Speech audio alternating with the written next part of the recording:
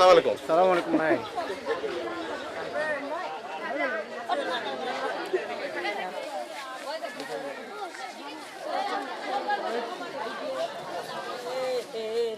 লাঠি দে মারে একবার ভালু আনা আগালো না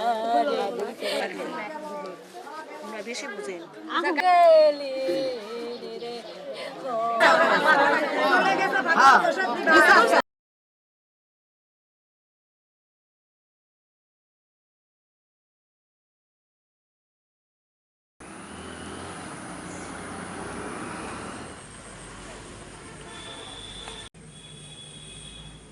একদম অসহায়, তাই ভ্যান বয়ে খায়।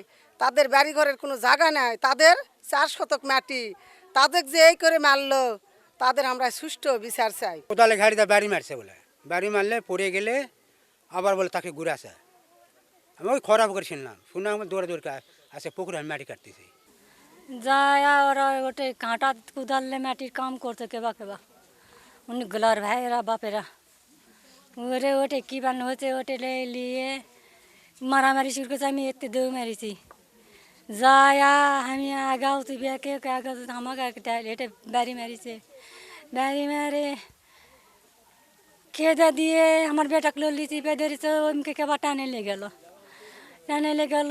আর এসব আমি আমার দান টেলে নিয়ে আসে ওই সুরা দৌড়ে আসে আমার দান পাশে আসে এই লোকটে ফেলে দিয়ে খালি বুগত খালি লাগতে হচ্ছে ময়না এইটুকু জানি রে ও ময়না কালি আমি একবার গেছি আমার কালে দিছে রে। হত্যাকাণ্ডের বিষয়ে আমরা তদন্ত করে জানতে পেরেছি সেখানে নারী গঠিত বিষয় জড়িত ছিল।